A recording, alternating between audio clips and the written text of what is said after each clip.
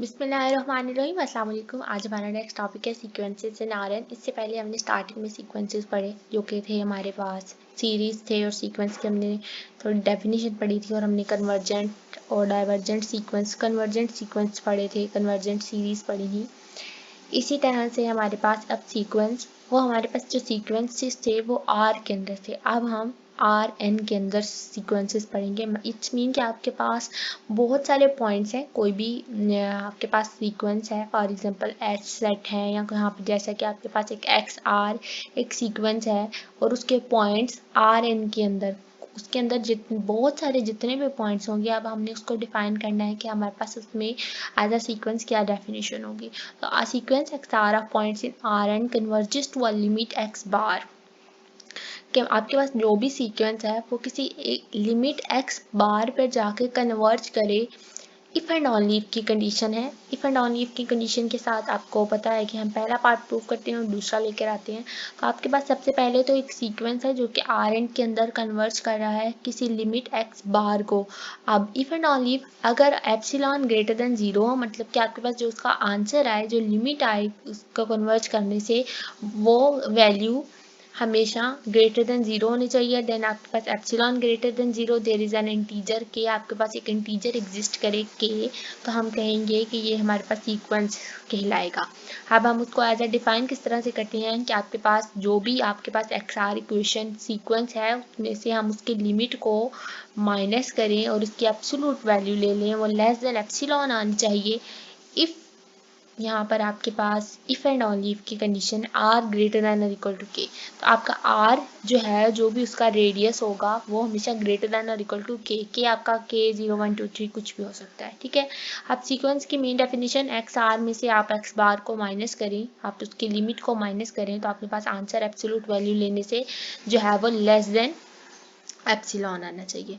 अब हमारे पास नेक्स्ट है the R N definition of divergence boundedness sub sequence. हम अब डाइवर्जेंस हमारे पास हमें बताया कि इन्फिनिटी होती है। बाउंडेडनेस बाउंड किसी फंक्शन का बाउंडेड होने का मतलब कि उसकी रेंज फाइनाइट होती है, उसके सब सीक्वेंसेस उसको एज अ सम हम लिखते हैं, डिफरेंसेस लिखते हैं, प्लस में लिखें माइनस में लिखें, कांस्टेंट मल्टीपल लिखें सीक्वेंसेस के। ये सारे हम आर एन में सबकी डेफिनेशंस को जो है वो रीड आउट कर चुके हैं। अब हमारे पास कहता है, अब यहाँ पर एक तो इसकी मेन डेफिनेशन जो है वो आपने याद रखनी है कि अगर हम उसको माइनस करें तो लेस देन एप्सिलॉन आना चाहिए इस कंडीशन के साथ। और दूसरी बात आपने इस टॉपिक में जो याद रखनी है वो है कि आपके पास R N is not ordered for N greater than equal to 1। आपके पास अगर आपके पास किसी भी सेट के अंदर एक से ज़्यादा वैल्यूज़ आ जाती हैं तो आपका सीक्वेंस आपका ऑर्डर्ड नहीं रहता। मतलब कि अगर आपके पास एक सेट है ना, सिर्फ x1 आपके पास सिर्फ किसी r से बिलोंग कर रहा है, तो हम कहेंगे कि हमारा सीक्वेंस हमेशा ऑर्डर्ड होता है। लेकिन आपके पास बहुत ज़्यादा सारे पॉइंट्स आ जाते हैं, ग्रेटर देन 1 पॉइंट्स आ जाते हैं, 2 3 आपके पास, फॉर एग्जांपल एक सेट के अंदर XR के अंदर आपके पास 5 पॉइंट्स हैं, तो हम कहेंगे कि वो ऑर्डर्ड नहीं होते हैं। क्यों ऑर्डर्ड नहीं होते हैं? उसकी monotonicity, limit inferior superior of sequences in R and divergence to plus minus infinity are undefined for N greater. उसके लिए ये सारी कंडीशन जो है वो अनडिफाइंड हो जाती हैं। आपके पास 4-5 पॉइंट्स हैं और आपने उन सब की आपको अलग-अलग चेक करना पड़ेगा कि उसकी लिमिट इंफीरियर क्या है, उसकी सुपीरियर क्या है, वो डाइवर्ज कर रहा है इंफिनिटी को कि नहीं। तो इसके इसलिए एन ग्रेटर देन 1 के लिए हमेशा वो आर एन ऑर्डर्ड नहीं होता, वो अनडिफाइंड होता है। उसके बाद प्रोडक्ट्स और quotient of R N are also undefined if N greater than 1। आपके पास अगर एन ग्रेटर देन 1 है तो प्रोडक्ट और कोशेंट भी अनडिफाइंड होते हैं। अनडिफाइंड मतलब कि आपके पास एक आंसर जो है वो एक यूनिक आंसर नहीं आता है। उसके बाद आपने इसमें देखा कि हमने स्टार्टिंग में हमने देखा था नॉर्म किस तरह से हम डिफाइन करते हैं। नॉर्म डिफाइंड अवर सेट एज हमने एक डेफिनेशन देखी थी। तो हम आर एन के अंदर भी उसी तरह से एक डिस्टेंस इंटरप्ट करते हैं और उसको एज अ नॉर्म डिफाइन करते हैं। और उसके लिए कुछ आर एन के लिए कुछ यूनिक पॉइंट्स होते हैं जो कि हमने मद्देनज़र रखने होते हैं। उसमें सबसे पहले आपने उसकी जो भी आपके पास आर एन सेट आ रहा है उसको आपने उसकी यूनिकनेस चेक करनी होती है। यूनिकनेस चेक करने के बाद आपने उसमें देखना है कि क्या वो कन्वर्जेंट सीक्वेंस जो है वो बाउंडेड है, तो आपके पास सीक्वेंस आ रहा है वो बाउंडेड है कि नहीं है। अब यूनिकनेस ऑफ द लिमिट में आपने क्या बताना है कि जो भी आपके पास सेट है, अगर जो कि आपके पास किसी Rn से जो है वो बिलोंग करता है, तो अगर वो आपके पास x बार, हमारे पास सीक्वेंसेस में हमने x बार ही डिनोट कराया कि अगर वो x बार लिमिट पर जाए तो लेस देन एप्सिलॉन आना चाहिए। तो अगर हमारे पास जो सेट x आ रहा है वो x बार को अप्रोच कर जाए तो और आपका x बार अगर यूनिक हो जाएगा तो हम कहेंगे कि यूनिकनेस ऑफ लिमिट जो है वो प्रूव हो रही है। Then boundedness of a convergent sequence, then sequence का बाउंडेड होना, देन आपके पास कंसर्निंग लिमिट्स ऑफ सम में लिखना, एंड कोई भी सेट उसको सम में लिखना, जैसा कि आपके पास एक एफ सेट है, एक जी सेट है, देन लिमिट आप कोई भी लिमिट लगा लें R approaches to infinity, then F of X plus limit R approaches to infinity G of X. इसी तरह से आप डिफरेंसेस में लिख लें constant multiple of convergent sequence को concern every sub sequence of convergent sequence converges. आपके पास ये एक थ्योरम था कि हर convergent sub sequence convergent sequence का कन्वर्ज करता है किसी लिमिट को। इससे पहले भी हमने देखा कि हमारे पास कोई कनेक्टेड रीजन कनेक्टेड थे तो उसके लिए भी हमारे पास लिमिट पे जाकर वो कनेक्टेड प्रूव होता है। उसके बाद आपके पास टॉपिक है domain of function of N variable. आपके पास बहुत ज़्यादा सारे एन नंबर ऑफ वेरिएबल्स हैं, तो आपने उसकी डोमेन को किस तरह से एक्सप्लेन करना है। तो डोमेन को सबसे पहले हम डोमेन के सिंबल, किसी भी फंक्शन की डोमेन बताने के लिए हम उसको, फॉर एग्जांपल आपके पास एक एफ फंक्शन है और आपने उसकी डोमेन को रिप्रेजेंट करना है तो हम डी ऑफ एफ से रिप्रेजेंट करेंगे, and the value of F.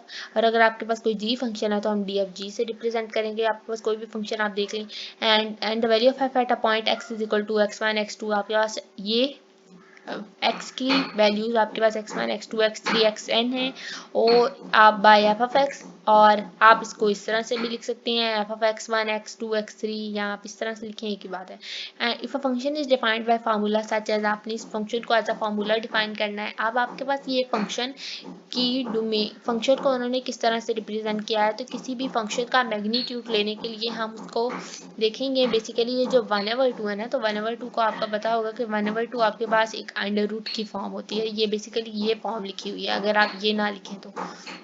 Similarly ये आपके पास सर्कल का radius x1 x2 x3 xn as a absolute value हम डिफाइन करती हैं, और इन सब का मैग्नीट्यूड लिया हुआ है और 1 में से उसको माइनस किया हुआ है। सिमिलरली आपके पास कोई और फंक्शन जी ऑफ एक्स है, उसी तरह से उसका मैग्नीट्यूड लिया हुआ है और उसको डिफाइन किया हुआ है, और उसको हमने कहा कि एज अ सर्कल 1 रेडियस में से वो माइनस हो रहा है, और उसकी पावर में देखिए -1 है। पावर में -1 का मतलब है कि आपके पास जो ये वाला फंक्शन है वो उसकी फॉर्म कुछ इस तरह से है 1/1 माइनस, और ये आपके पास फंक्शन जैसे कि हमने x equal to x1 x2, यहाँ पे भी हम इसको इस x1 का स्केयर x2 का स्केयर को हम x फंक्शन कहते हैं, और ये मेरे पास इसका मैग्नीट्यूड हो गया 1 माइनस 1/x का मैग्नीट्यूड।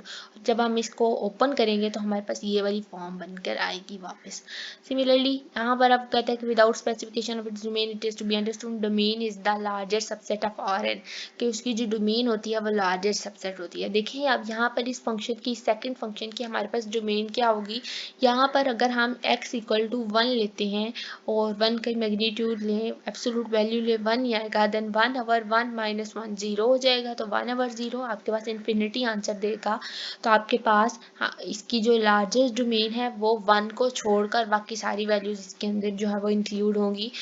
और for which the formula defines a unique real number, आपके पास एक फार्मूला जो है ये फंक्शन से ये जो फार्मूला निकला एक यूनिक रियल नंबर को डिफाइन करेगा। तो यहाँ पर हम इसकी डोमेन क्या कह सकते हैं, हम यहाँ पर इसकी डोमेन कहेंगे कि x जो है वो हमारे पास इज नॉट इक्वल टू 1 को छोड़ के बाकी सारे रियल नंबर में से आप कोई भी पॉइंट छोड़ लेंगे तो हमारे पास इसकी एक डोमेन जो है वो एक्सप्लेन होगी। ये थी डोमेन और सीक्वेंसेस हमने पढ़े, होप्स आपको समझ आई होगी। अगर कोई पॉइंट ना समझ आए तो कमेंट सेक्शन में मुझे कमेंट कर दें। अल्लाह हाफिज़, थैंक यू।